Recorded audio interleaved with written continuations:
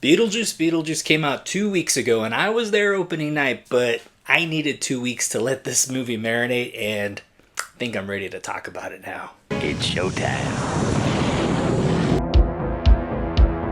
As a little kid in the 80s, I was there opening night to see the original Beetlejuice film in the movie theaters. And I always thought a sequel to that movie would be pretty cool, and then 20 years passed, and I kind of made peace with never getting a sequel, and I even thought to myself, do we really even need one? And 5 or 6 years after that, I thought to myself, we really don't need a sequel, and I'm okay with it. But even as I made peace with not having a sequel, there had always been rumors about a sequel within the last 15 years, either saying Michael Keaton was returning, but also bringing with him Johnny Depp and other various actors. But hey, here we are now. What the f***? Lydia Deetz is all grown up and she has to go back to her childhood home due to a death in the family. Lydia brings her producer boyfriend, and she brings her daughter, played by actress Jenna Ortega, and her stepmom, Delia, played by actress Catherine O'Hara. Not too long after being in the childhood home, Beetlejuice is once again summoned. I'm not going to give a play-by-play of the movie, but I will say once I heard the sequel was actually happening, I was initially worried, and I was more concerned about Michael Keaton. When he came back as Batman in the Flash movie that came out last summer, I was like, wow, he still has it, he still knows how to play the character. But I'm not going to lie, most of the time when he was in the suit, there was a stuntman doing a lot of the work too. But when Keaton was on camera, in the suit, and as Bruce Wayne, he still had it. But could he pull off being a ghost that can't age and being very animated and very wacky and still manage not to move around like an older man? The only reason why I bring that up is because we've seen plenty of movies where they get older actors and start de-aging them, and even though they might look a little younger, they still manage to move and sound like 80-year-old men. But all my concerns and all that being said, Michael Keaton killed it last year when he returned as Batman, and he kills it now returning as Beetlejuice, and he has not lost a step at all. Michael Keaton was amazing, and he showed up to work. He just deserved a better script. Monica Bellucci plays Dolores, and she has a great setup in the beginning of the film. We get some interesting background information, and we also get to see what Beetlejuice was like when he was alive. It's actually a fun and interesting segment of the movie that is pretty well done, and we do get to learn that there's another baddie out there other than Beetlejuice. And Dolores as a villain is pretty interesting, and it's gone. Willem Dafoe is also in the movie, and he plays a detective in the Netherworld, and he was really starting to give me vibes of the Brad Pitt character in the movie Cool World. And I was wondering, is that maybe because Brad Pitt was a producer of this movie as well? So I love to see Willem Dafoe in basically anything, but every time he was on screen, his makeup just was reminding me of Tommy Lee Jones' Batman Forever. As much as I love me some Willem Dafoe, his character could have been cut out of the movie completely and you would not have noticed. So I want to talk about something that really bothered me in this movie, and that was, listen, I love Winona Ryder. I love the character of Lydia Deetz. I even love the cartoon character of Lydia Deetz, and I have a sticker of her right here on my light that I focus on when I rate these videos. The character of Lydia, whether it was the cartoon or the movie, always came off as quick-witted, strong, fearless, but with a big heart. And the last time we saw Lydia, she was happy, she was whole, she felt complete with her family and her ghost family. While watching this movie, I was like, who's that? That's not Lydia, and you know what? I'm not the only one that thought that. And if you don't believe me, she'll tell you herself. I never pictured Lydia either having children or in any type of relationship. I just always thought she was just probably like in her own world as she got older, just sort of like in the attic and,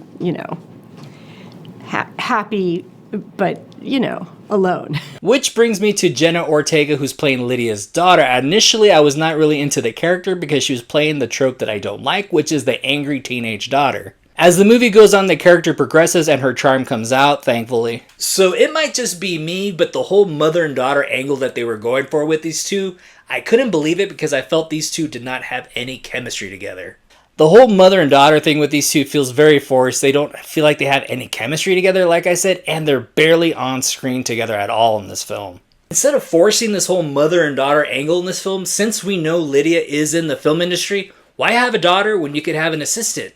And if you drop that whole mother-daughter angle and go with the close friend or the assistant, why have Jenna Ortega in the movie at all? Why not have Christina Ricci instead?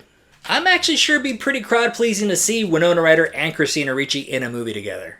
There is a love interest for Lydia that's so out of character that I just could not buy it at all. Justin Theroux plays Lydia's producer/love interest, and he just feels like the Dollar Tree version of Todd from Christmas Vacation.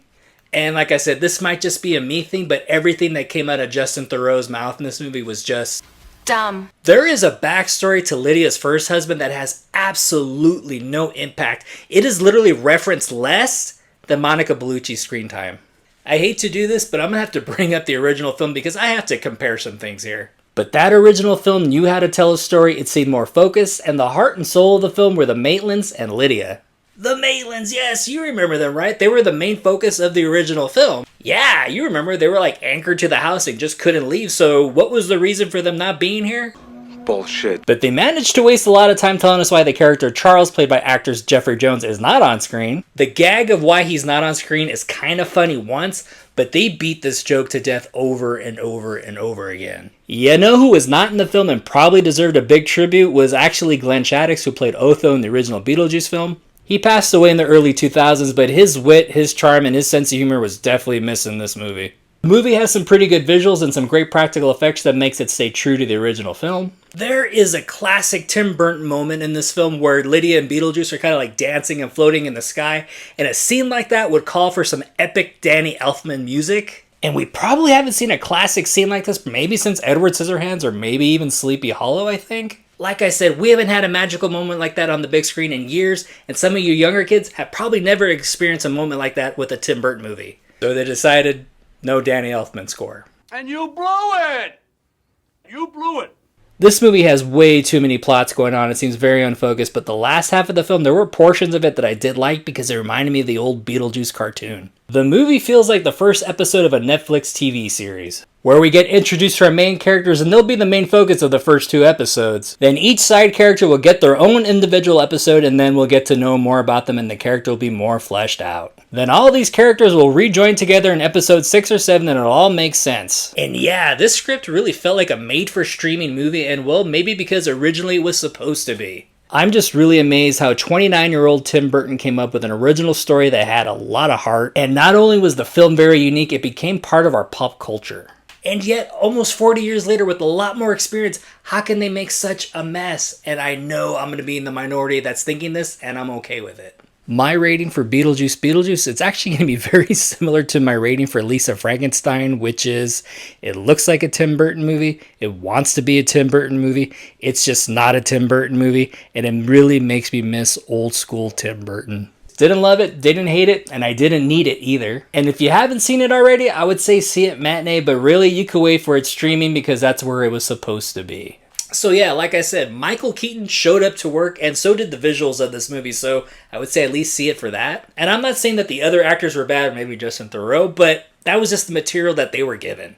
Alright, did you see Beetlejuice Beetlejuice? Did you love it? Did you have the same complaints I did about the story?